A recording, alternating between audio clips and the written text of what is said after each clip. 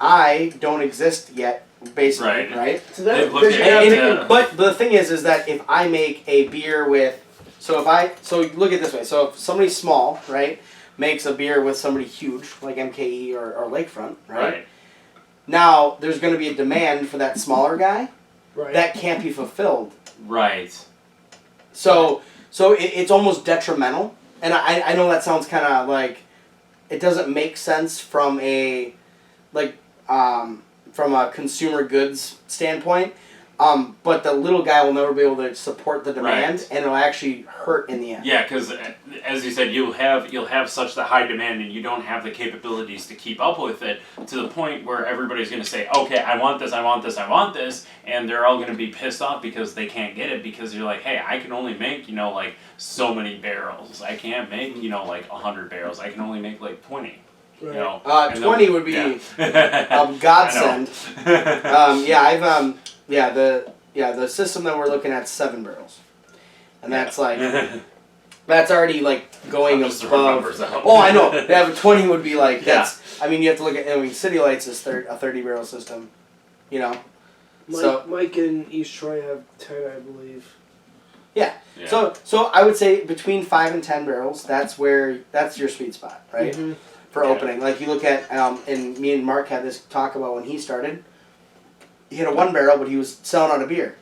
So you're giving yourself a problem. I mean, that's not a bad problem to have, right? No. Until people stop showing up because you don't have beer, right? I'm not saying that happened to him. I'm just using that as an example. I like Mark's. See, I like Mark's the way he goes. He never brews the same beer twice. That was my original thought process on the thing, and then all of a sudden this whole story thing happened, and it just like.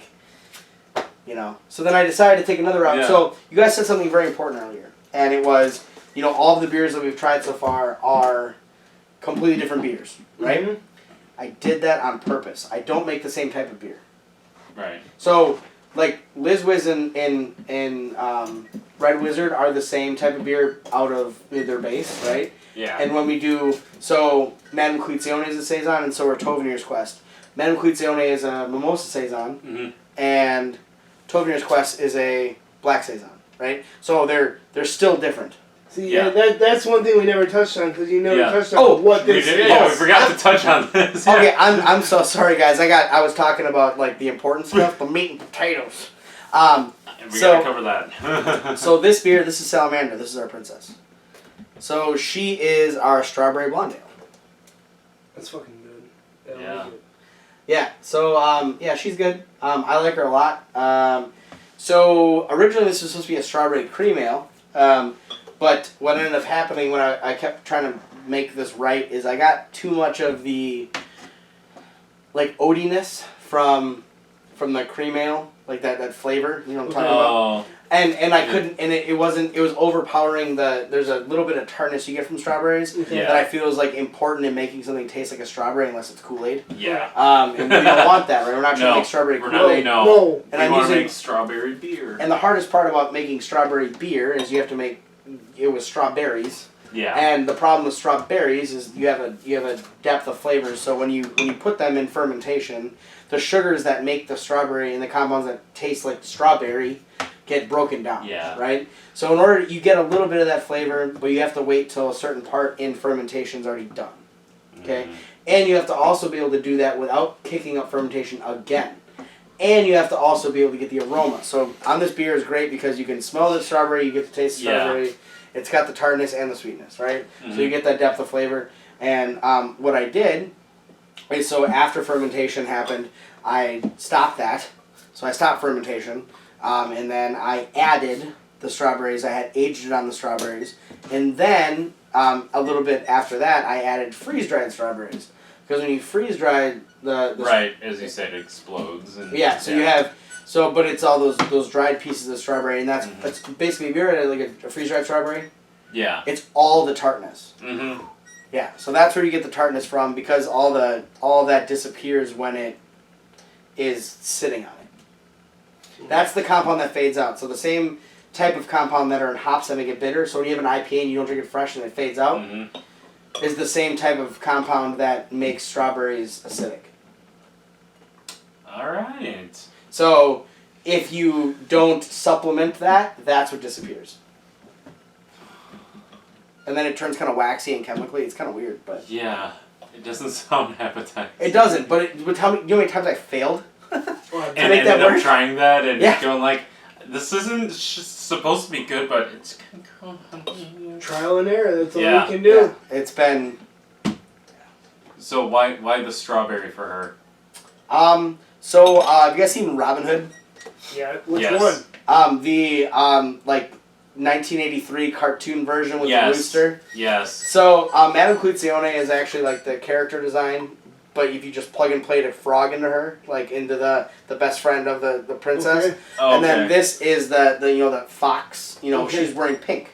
So I was like, Okay. but she's supposed to be like a strawberry blonde, like not the but she's like supposed to have that mentality, right? Okay. So she's like that, like little teenage girl, like trying to go have fun and carefree and A little ditzy rebellious. Still yeah, somewhat ditzy, rebellious, doesn't knows how to get into trouble and not out of it, and that's how she gets Yeah. captured. So if we Makes sense. so if we recap the story so far, so you have Salamandra and Madame Cluzione escape from Palladis, right? Palladis is the American pillow that we're not going to get to try because I dropped the case. Sorry. And Sorry. it's because the king and queen of Faklandia are out of town because they're diplomats. So instead of conquering, they do peace treaties and all that fun stuff. They're out of town for 2 weeks. So she goes to escape, and she's supposed to have a date with Liz Wiz. Liz Wiz goes to meet up for their date. She's not there. He's like, Palladis, what the hell happened? You're supposed to be watching her. So, and Thuja's always with Liz Wiz. So Thuja, Liz Wiz, and Palladis venture off into the Airbearon Forest, which is our first outside of the, World 1, Act 1, basically, if you want to call it that. So they venture into the forest, and then they run into the next beer that we're going to try. Did I pull it out? Yes, I did. Our Amber Ale, which is Electrovizii. And to buy the Kaleidoscope Plus 3, which is this beer, in order to retrace their steps to find Madame Cluzione and Salamandra, who have been captured by Noxatra, the first villain in our story. So, Right. There you go. Quite the adventure so far. I think I've said and listen, we have like what 6 beers here accounted for, and we're only like, hey, I got my first special item. There's a lot of journey left, folks. There's a lot of journey left. Yeah, there's a lot of items. There's a lot of like I said, there's a lot of items. There's a lot of new characters that are going to come up. Yeah. So we have another neat thing we're going to do with the brewery, and where we are in the story is actually going to change what the interior of the brewery looks like. Oh. So when we first open, it's going to be the castle because that's where we start. Okay. And then a few weeks down the line, you're going to be in the forest. And then a few weeks later, you're going to be in the desert. And a few weeks later, you're going to be in the So mountains. it's never going to be the same as you walk in the doors. Not all the time. I mean, not all the time. It's going to change every few weeks or few months, depending on how long the story progresses. All right. So, and depending on where we are in the story. That's It good. depends That's on gonna how fast people drink the beers. Yeah, that's also going to be a thing. So, we haven't really figured out logistically how to do that yet, but I think we're going to use some prop technology from... actually, Ben was a music technology and a business major, so he's got that whole theatrics thing down and the business side of things, and that's why we work so well together, is because I'm the go, do, I'm the hammer nails, and he's like well, that's not going to work. He's my I call him my brakes affectionately, because he's the well, what if that doesn't work? And then I sit here and I just like keep hitting stuff with a hammer until it works, and he's like, that's not going to work. That's all you can do is trial and error. Yeah. At least he looks at that. No, and that's why we work. So when we get into the desert, can we expect the whole floor of the bar to just be covered in sand? Yep. You're gonna. I'm actually gonna have. That was more of a joke. I wasn't actually being serious about that. I'm dead serious. We're gonna actually have seriously. It's gonna be. Yes, we're gonna just pour sand on the floor, and we're gonna. Dude, you know how much of a mess that's gonna make? Yeah. I mean, I understand where you want to go. Dude, that's a mess. That's a huge mess. I don't care. Until you're cleaning it up. You're in the desert. You are going to be in a friggin' desert. I'm talking about heat lamps, sand, Like, it's gonna Sand suck. coming out the fucking door. right. You're walking out. So this On a windy day, on a windy fall day, probably gonna regret that You one. hope to God you get rid of the beers quickly. That way you can change it so that it doesn't continue. Man. That's a lot. So what's this one? this is Electrovisia. This is our amber ale. Yes. Very carbonated. Yep. Was this one just made, or is this you've had this for a while? Oh, wait. Ask that question differently.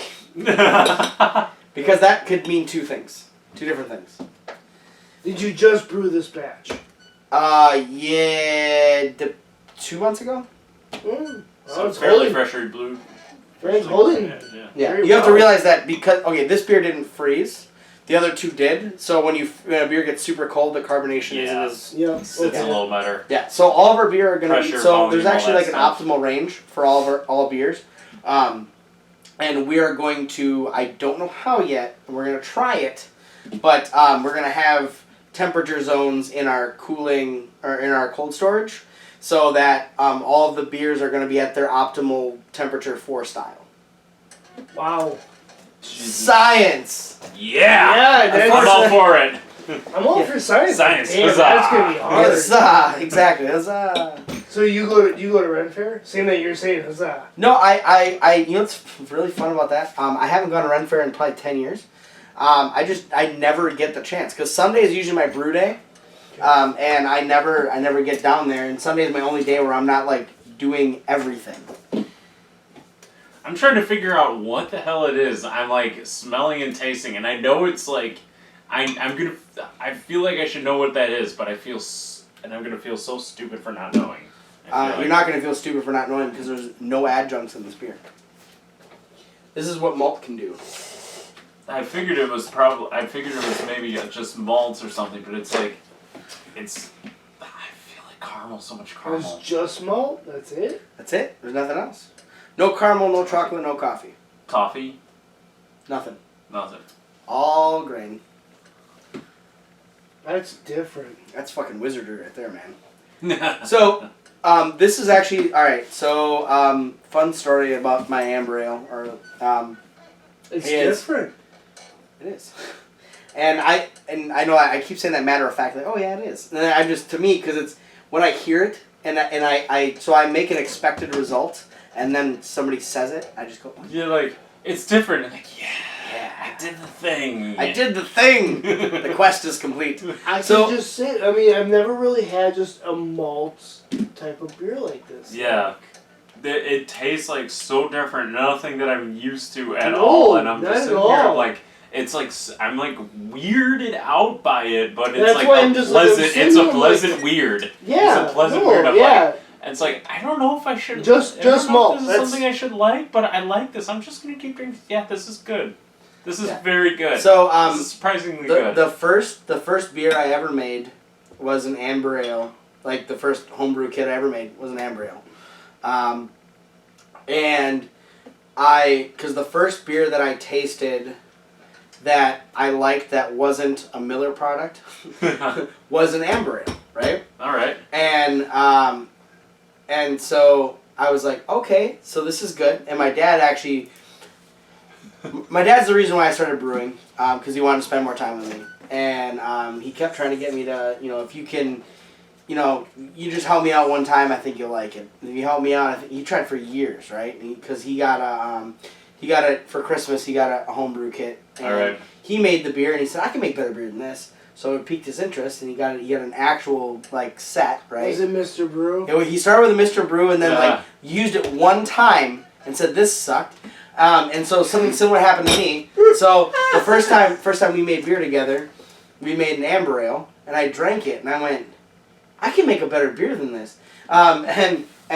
So what I did is I went out and I got, I started reading the books and I started getting everything, set up. So you're literally following in your dad's footsteps, On drinking accident, yeah. on accident. He goes, I can make a better beer than this, and you do the exact same Exact thing, same just thing, going.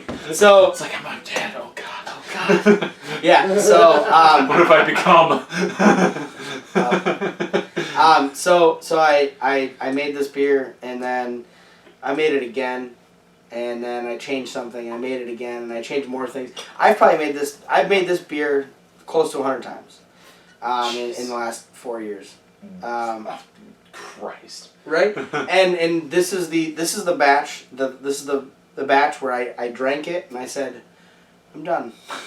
And I ripped. No, it's really good. And this is the original recipe. No modifications added to it whatsoever. No. This is the final form. This is the Super Saiyan 4 version of this beer, right? Oh, you're going into.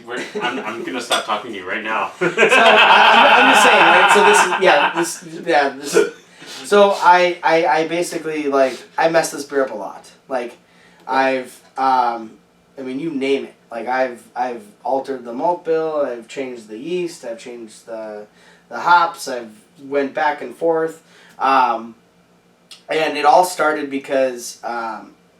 So I made the amber ale, right? Mm-hmm. And then I decided that whole theme I was going with earlier that we were talking about. I know this is taking a long time. I'm sorry, guys.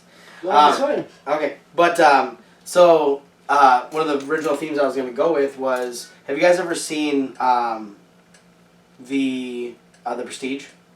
No. You guys never seen it? Okay, it's my favorite Christian Bale movie of all time. Christian Bale, Michael Caine, just like Batman, but not Batman. But he's a magician.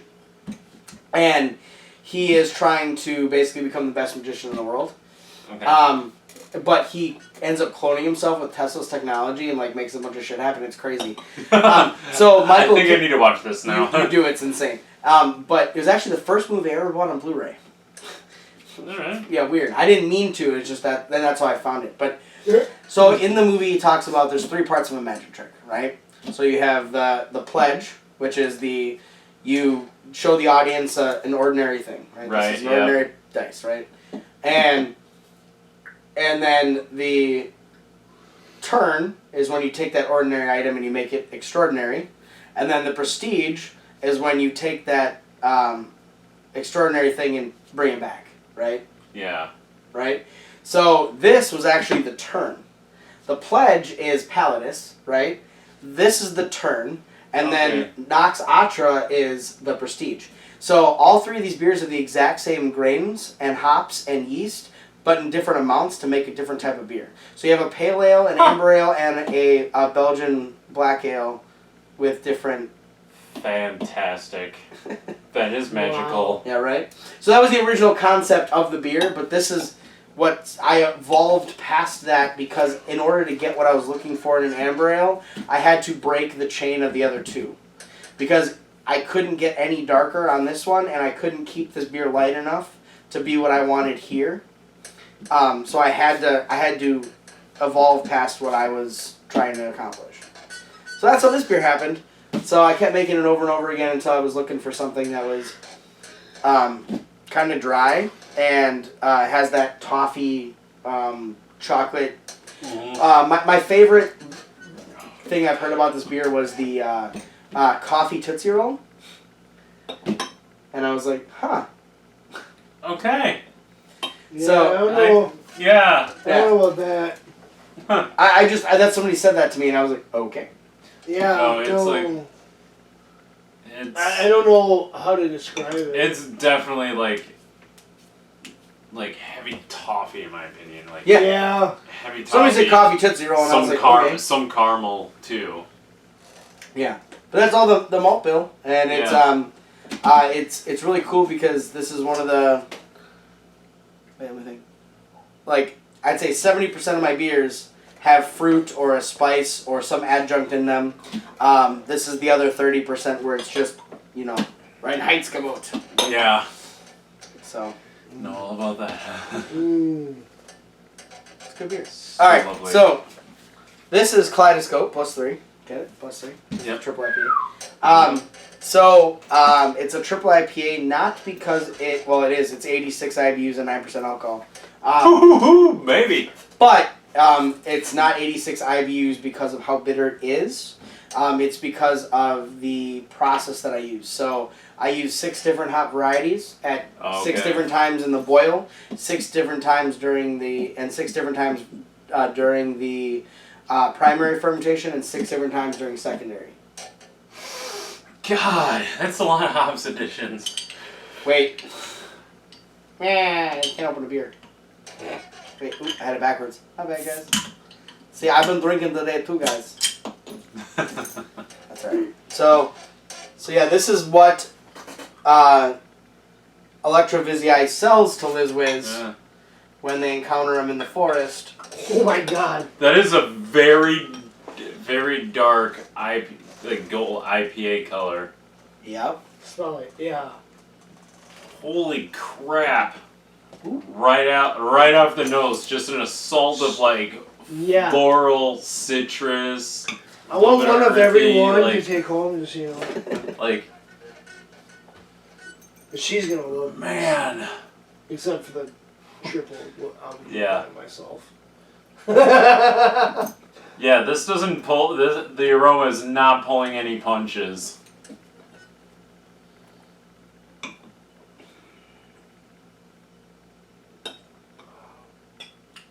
It does. Oh my god. That's smooth. That's so smooth. This is a triple IPA. Yes. Okay. Yeah. It is just like ever so slightly dry, but like I'm not getting that punch of bitter at all. Yeah, it's because everything's the way it's What it's the hell? everything is landed. What the hell is this? You're confusing me. Science. That's Yeah, like Mike's double IPA. the Damn Good Double is my favorite drinking beer. I have the shirt you're wearing right now. I got my mug club from the Exporium. I was on the waiting list for 8 months. And I finally got it, and they were like, "What beer do you want?" And I looked at Mark and I said, "Do you really have to ask me that question?" He goes, "Damn Good Double, coming right up." That beer is so damn good. Yeah. But I like this beer a lot. So okay, so 2 years ago when Mike first opened, I had my birthday, and I said I want two growlers of double. yeah. Man, I was so dumb that night. Oh, I bet. I was so It's supposed dumb to have a that very similar effect. Yeah. So, I love this beer. So I see why. Yeah. It's very pleasant for what it is, and it's Yeah. the more you drink it, the flavors layer on your tongue. Oh. So if you yeah. So if you let it sit for a second, the bitterness is like way late. You're like, where did that come from? Yeah, it's like where. I mean, yeah. I'm smelling from the nose, and I'm expecting this, from that to like punch me in the mouth like a West Coast style IPA would be. Mm-hmm. But it's like exactly the opposite. It's just like, here I am, just strolling through, and then just. What the trail behind? What the fuck is that?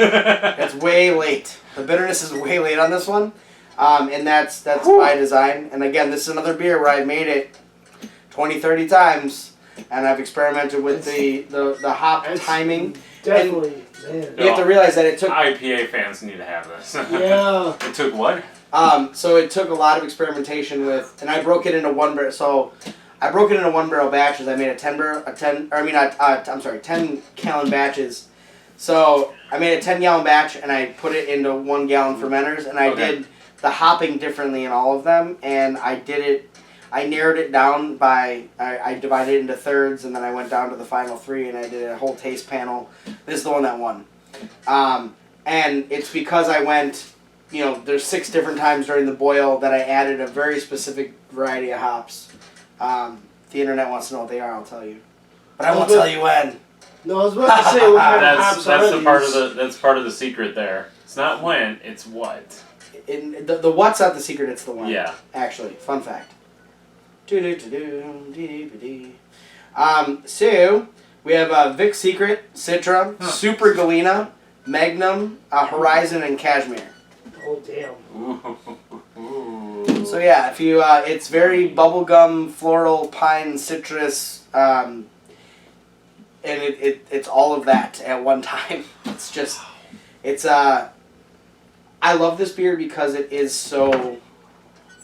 This one will be one that will fuck you up.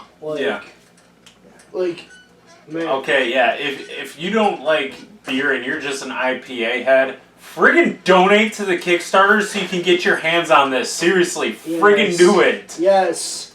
I love it. For any one of these beers, just But if you like IPAs, this is definitely what the beer you want because it's my favorite thing. The other favorite thing about this beer is as it changes temperature, it also changes flavor.